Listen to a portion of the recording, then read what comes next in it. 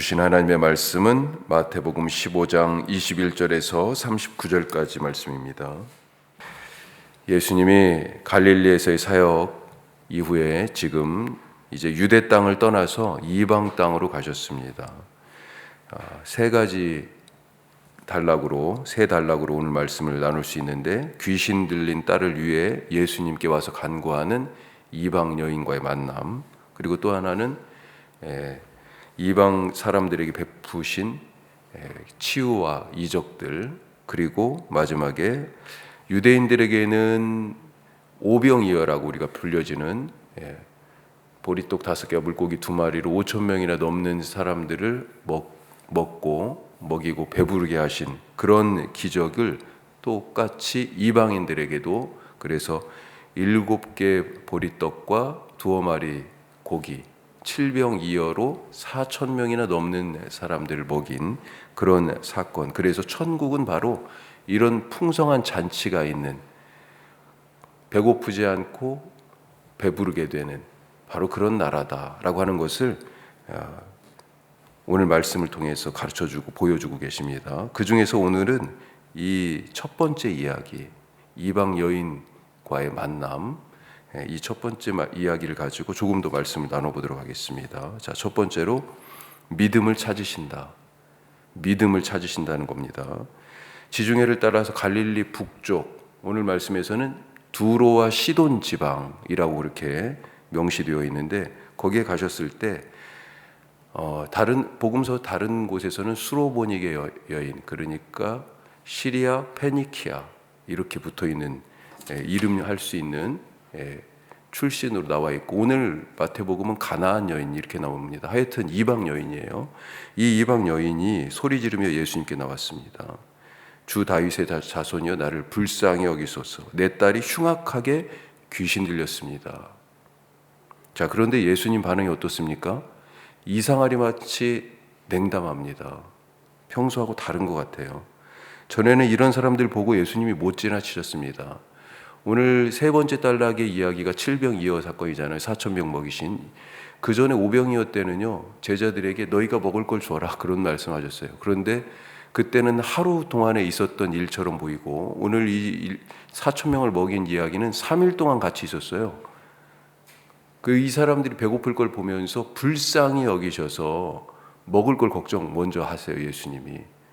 그리고 이 기적을 일으키셨죠. 원래 예수님이 이런 분이시잖아요. 못 보고 지나가십니다. 이런 일들은 불쌍히 여기셨고, 귀신은 쫓아내셨고, 병은 고쳐주셨고, 배고프면 먹여주셨습니다. 자, 그런데 오늘은 완전히 다른 분 같습니다.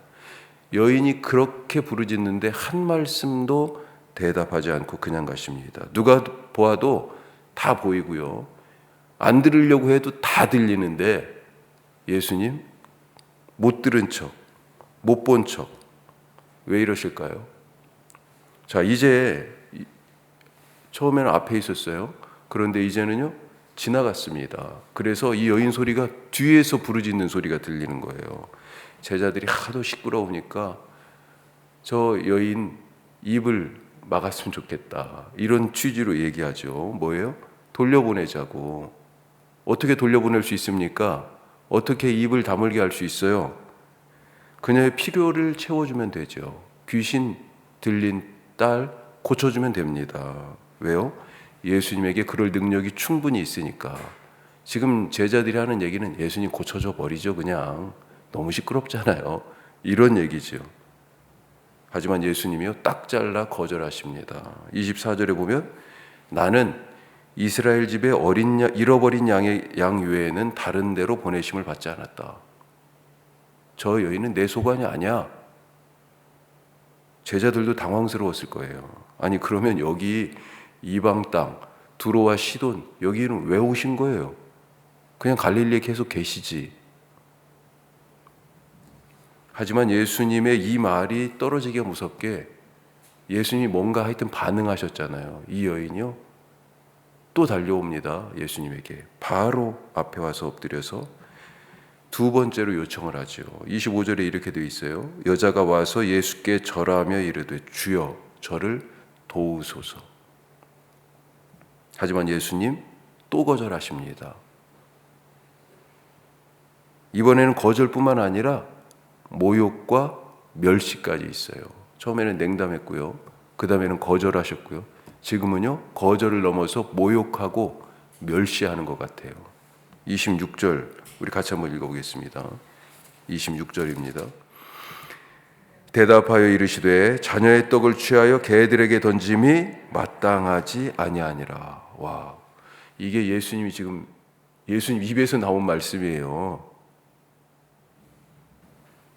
하지만 이 여인이요, 이런 거절을 넘어선 모욕과 멸시, 엄청 자존심 상할 수 있는 얘기 아니에요? 그 얘기를 듣고도 뭐라고 얘기합니까? 개들도 주인의 상에서 떨어지는 부스러기를 먹지 않습니까? 결국 예수님이요, 두 손 드셨습니다. 내 믿음이 크도다. 당신의 믿음이 정말 큽니다. 내 소원대로 되리라. 그때로부터 딸의 병이 나았어요. 귀신이 쫓겨나갔습니다. 자, 그동안 보여주신, 예수님이 보여주신 것과 전혀 다른 모습의 예수님, 오늘 말씀에서 우리가 만나게 됩니다. 예수님이 정말 이 여인을 멸시하고 모욕하기 위해서 이런 말들을, 이런 태도를 보이셨을까요? 아니지요. 아니에요. 두 가지로 생각해 볼 수 있습니다. 하나는 지금 같이 있는 제자들, 이 제자들과 같은 유대인들에게 이 유대인들이 가지고 있는 이방인들에 대한 그릇된 신앙 생활, 그릇된 선민의식, 그것의 실체를 지금 보여주고 계신 것입니다. 너희가 갖고 있는 신앙이 얼마나 허위인지 그것을 들추어 보여주시는 거죠. 자, 또 하나는 이 여인으로 대표되는 이방인들, 이 이방인들에게 하나님의 구원과 천국이 이방인들에게도 주어졌다라고 하는 것을 보여주시기 위함입니다. 그런데 이들이 구원받고 하나님의 자녀가 되어 천국을 소유하는 그 길 주어졌는데, 그 천국을 자기 것으로, 아, 내가 하나님의 자녀가 되었어? 그렇게 깨닫고 천국을 소유하는 길이 무엇입니까? 그걸 지금 알려주시는 거예요. 바로 믿음이다라고 하는 거죠. 예수님은 이방인들에게 믿음으로 얻는 구원에 대해서 지금 오늘 가르쳐주고 계시는 것입니다. 나에게는 어떤 영적 교만이 있습니까? 나에게는 그릇된 선민의식과 같은 어떤 영적 교만이 있어요? 이거 유대인들이 갖고 있던 거잖아요. 그거 잘못된 것을 지금 보여주시는 거잖아요. 또 나에게는 구원에 합당한, 지금 예수님이 이 이방인들에게서 찾고 있는 그 구원에 합당한 믿음이 있습니까? 오늘 주님이 나에게서, 우리에게서 믿음을 찾으십니다. 믿음 찾으러 두로와 시돈에 가신 거예요.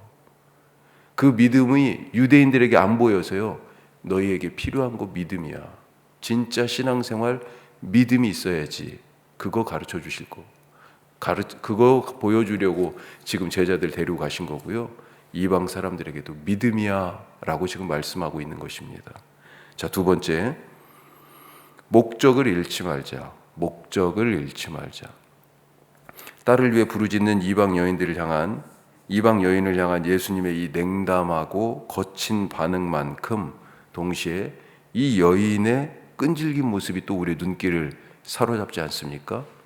예수님이 어떻게 반응하든지 이 여인 불도저예요. 보니까 상관이 없어요. 쭉 밀고 갑니다. 예수님이 내 말 들을 때까지 내가 갈 거야. 이런 모습이잖아요. 누가복음 18장에 나오는 불의한 재판관에게 가서 자기의 억울함을 어떻게든지 풀어달라고 요구하고 시도 때도 없이 가서 문을 두드리면서 재판장을 괴롭게 하는 그런 여인과 같아요. 기도에 그런 모습이 있어야 한다고 기도에 대해 가르쳐 주시면서 말씀하고 계시잖아요. 자, 이 여인도 그런 모습이 보인다는 거죠. 먼저 우리가 나눈 것처럼 여인이 예수님께 나오면서 나를 불쌍히 여겨달라고, 내 딸이 귀신 들렸다고 그렇게 소리 질렀습니다. 그때 이 여인이 예수님의 아마 행렬 앞에 있었을 거예요. 예수님이 소문이, 예수님 소문이 여기까지 왔던 거죠. 예수님 오신다는 얘기를 듣고 나가서 표현이 주 다윗의 자손이요 이렇게까지 얘기합니다. 이방 여인이 예수님에게 대하여, 이 고백이 이게 쉬운 고백이 아니에요. 예수님을 다윗의 자손, 메시아로 인식하고 그렇게 고백한다는 거. 자, 그런데 예수님은 어땠어요? 아니, 앞에서 바로 그러고 지금 그렇게 크게 부르짖고 있는데 못 본 척, 못 들은 척 지나가셨습니다. 그러자 이번에는요, 뒤에서 소리 지르면서 따라옵니다. 그냥 고쳐주자는 이 제자들의 말에 예수님이 딱 잘라서 말하죠. 나는 이스라엘 잃어버린 어린 양에게 왔다. 명백한 거절입니다. 고쳐주지 않겠다는 얘기잖아요. 그런데도 여인은 이때를 놓치지 않고 이번에는 와서 절하며 이렇게 되어 있습니다. 아니, 뒤에 있던 이 여인이요, 순식간에 또 앞으로 와서요 절하면서 얘기합니다. 이 여인 또 앞에 놓고요, 예수님이요 모욕적인 말씀을 하시잖아요. 거절을 넘어선 모욕.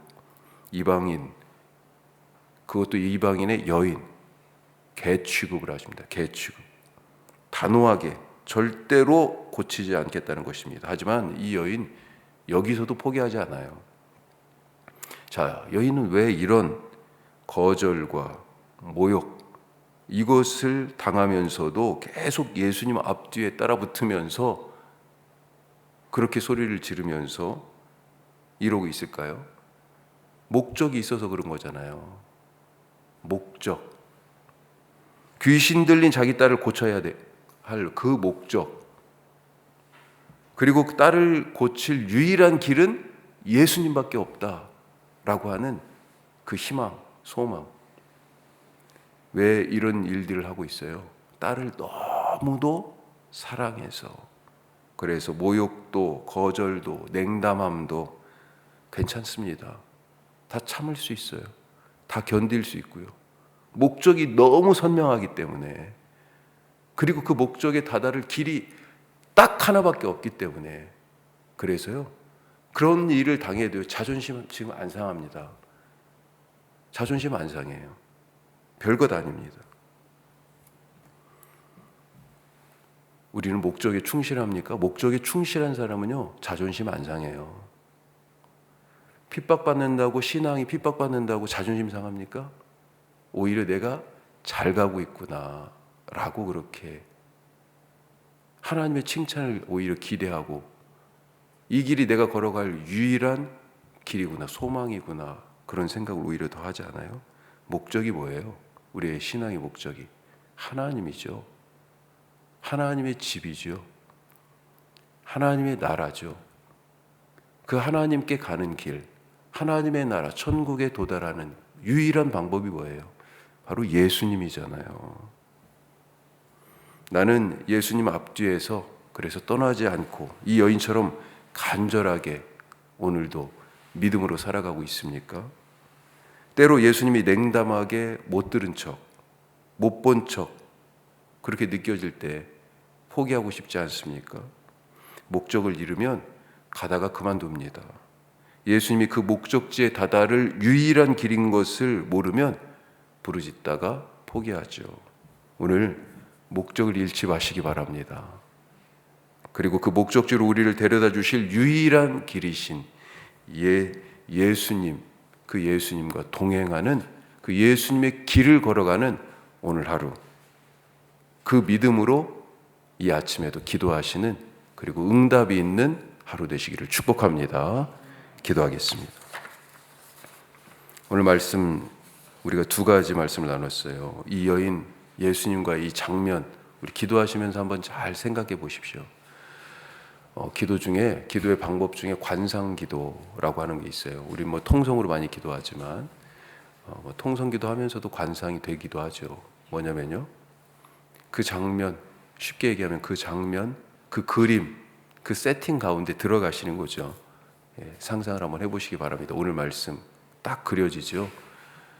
3번씩이나 거절하고, 냉담하고, 거절하고, 심지어는 모욕까지 했던 예수님, 그리고 그 여인의 모습, 그 속에서 오늘 말씀을 한번 생각해 보십시오.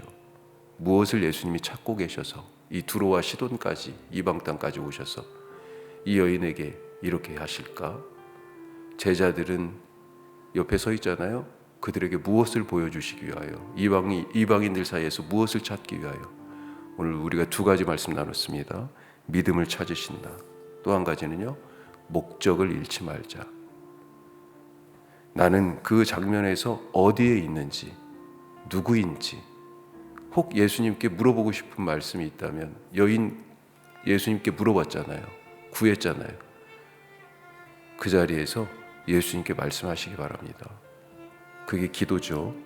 오늘 이 장면 속으로 한번 들어가 보시길 바랍니다. 그렇게 기도하시고, 오늘 휴일인데요.